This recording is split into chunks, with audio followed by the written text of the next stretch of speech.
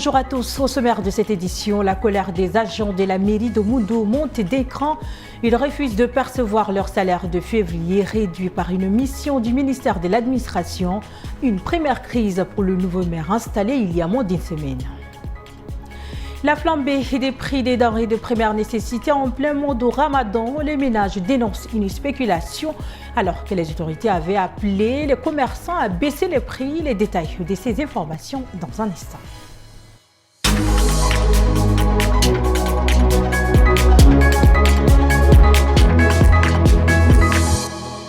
Bienvenue à tous. Le personnel de la mairie de Mundo a tenu une assemblée ce matin à l'hôtel de ville.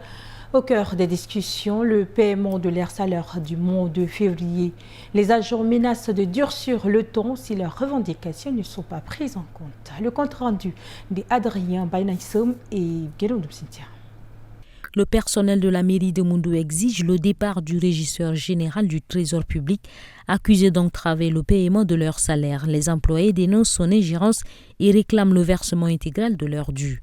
La mairie est une boîte parapublique qui vit de ses propres recettes. Si nous n'avons pas travaillé pour faire de l'argent dans la caisse et qu'il y a des mises, alors on va prendre. Mais notre argent est là. Ce n'est pas ce régisseur-là qui va nous imposer son demi-salaire.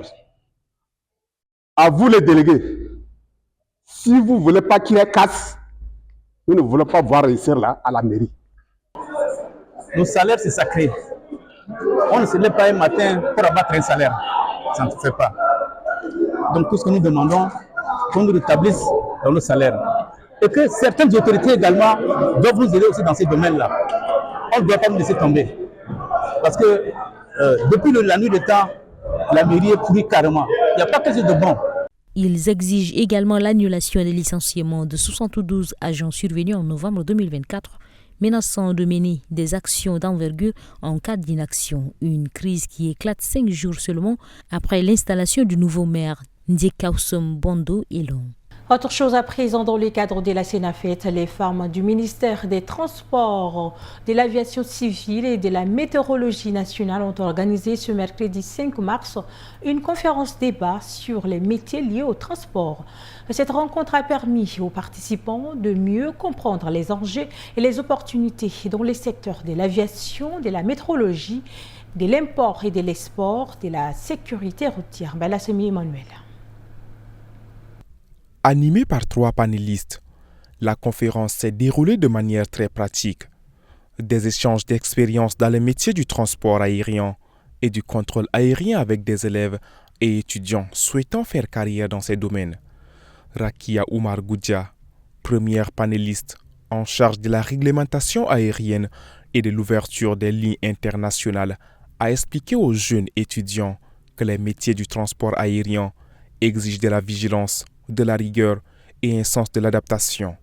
Elle a aussi insisté sur le fait que les femmes peuvent s'y imposer en démontrant leur valeur par un travail de qualité.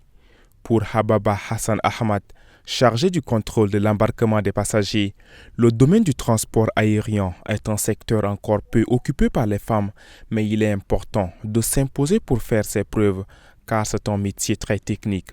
Faisant le lien entre la météorologie et l'aviation civile, le directeur général de l'Agence nationale de la météorologie a souligné que ces 2 secteurs travaillent en étroite collaboration. Le météorologue contrôle l'atmosphère et vérifie le bon fonctionnement de l'enveloppe terrestre pour garantir la sécurité des décollages d'avions. L'aviation civile désigne l'ensemble des activités aériennes non liées aux opérations militaires et inclut principalement le transport des passagers. Le Tchad entre dans une nouvelle ère politique. Le premier Sénat de l'histoire du pays est désormais complet. Le président de la République a nommé les 23 sénateurs qu'il avait le pouvoir de désigner, incluant d'anciens ministres, des figures de l'opposition et des chefs traditionnels. Avec ces nominations, la Chambre haute du Parlement compte désormais 69 membres. Le président de la République n'a pas tardé à compléter la liste des membres du premier Sénat tchadien. Sur les 23 sénateurs qu'il avait le pouvoir de nommer, le chef de l'État a fait appel à plusieurs figures politiques et traditionnelles. Parmi eux, Haroun Kabadi, ancien président de l'Assemblée nationale, Abderrahmane Koulamala, ancien ministre des Affaires étrangères, ainsi que Lydie Béassimda et Maître Bongoro Théophile, deux candidats à la présidentielle de mai dernier. Le sultan du Baguirmi, Mbang Hadioli, figure également sur cette liste aux côtés d'anciens membres du gouvernement tels que Djiber Younous et Bourkou Louise. Une composition jugée homogène par certains observateurs.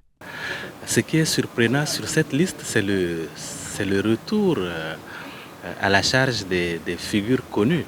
Par exemple, l'ancien président de l'Assemblée nationale, M.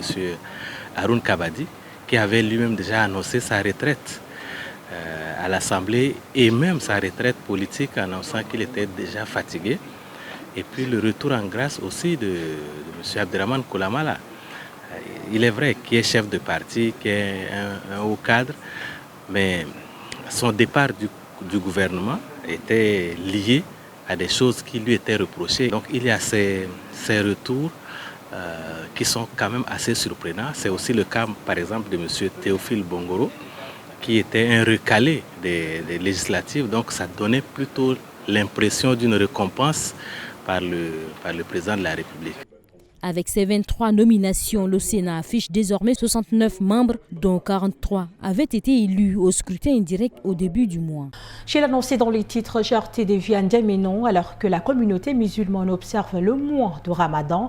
La flambée des prix des denrées de première nécessité pèse lourdement sur les ménages tchadiens. Au marché central de N'Djamena, les prix de certains produits, notamment la pomme de terre, ont doublé voire triplé. Entre l'inquiétude des consommateurs et les dénonciations des défenseurs des droits des consommateurs, Guémé Moussa nous amène au marché. Regardez. Les étals du marché central débordent de produits variés. Légumes, tubercules, viande, huile. Tout est presque à portée de main. Tout sauf la pomme de terre dont le prix a doublé. Un sac de pommes de terre est proposé à 150 000 francs CFA. Toutefois, nous achetons un quart de ce sac pour 25 000 francs CFA et revendons chaque koro à 5 000 francs CFA. Je souhaite que les prix des denrées alimentaires diminuent. Tout est cher sur le marché. Et nous, les personnes vulnérables, comment pourrions-nous subsister? Cher, pas cher? À la portée de tous, les avis divergent sur les produits de première nécessité, particulièrement en cette période de Ramadan où la demande dépasse largement l'offre. Quelque chose à 100 francs maintenant c'est augmenté à 500. Donc on est obligé de faire le marché avec. En ce moment de Ramadan, tout est augmenté. Par avant, là, il y a les gens des hôtels qui viennent prendre avec nous. Comme maintenant, là, l'hôtel est fermé. Mais tout juste seulement que les gens prennent un peu seulement là, c'est un peu difficile. Une chose est sûre, les défenseurs des droits des consommateurs dénoncent la flambée des prix à l'échelle nationale. N'Djamena figure d'ailleurs parmi les capitales les plus chères du continent. Un reportage rendu par Justine Alatarum. Les informations internationales de ce lundi sont collectées et traitées par Mbaïla Somé-Manuel. 3 mois après sa réélection à la tête du Ghana, John Dramani Mahama était en visite de travail à Abidjan. Mercredi, il s'est entretenu avec son homologue Alassane Ouattara. Au menu des discussions, le renforcement des relations bilatérales, la coopération économique et les défis sécuritaires dans la sous-région.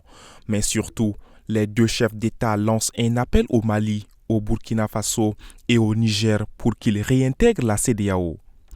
Le chef du gouvernement guinéen Amadou Ourba a annoncé mercredi à la presse un référendum et des élections présidentielles et législatives en 2025, année pendant laquelle le retour à l'ordre constitutionnel sera effectif dans le pays après que la junte au pouvoir depuis 2021 a manqué à son engagement de rendre le pouvoir aux civils en 2024.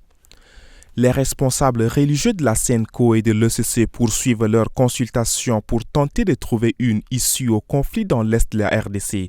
Ils étaient ce mardi en Ouganda pour un échange avec le président Yoweri Museveni. Sur place, dans la soirée, ils ont également rencontré l'ancien chef de guerre Thomas Lubanga, condamné en 2012 pour crimes de guerre par la CPI puis libéré en 2020. Il est aujourd'hui accusé par l'ONU de collaborer avec l'AFC M23. Ainsi s'achève cette édition. Mesdames, Messieurs, merci de l'avoir suivi. Tchad Info, c'est l'information en continu.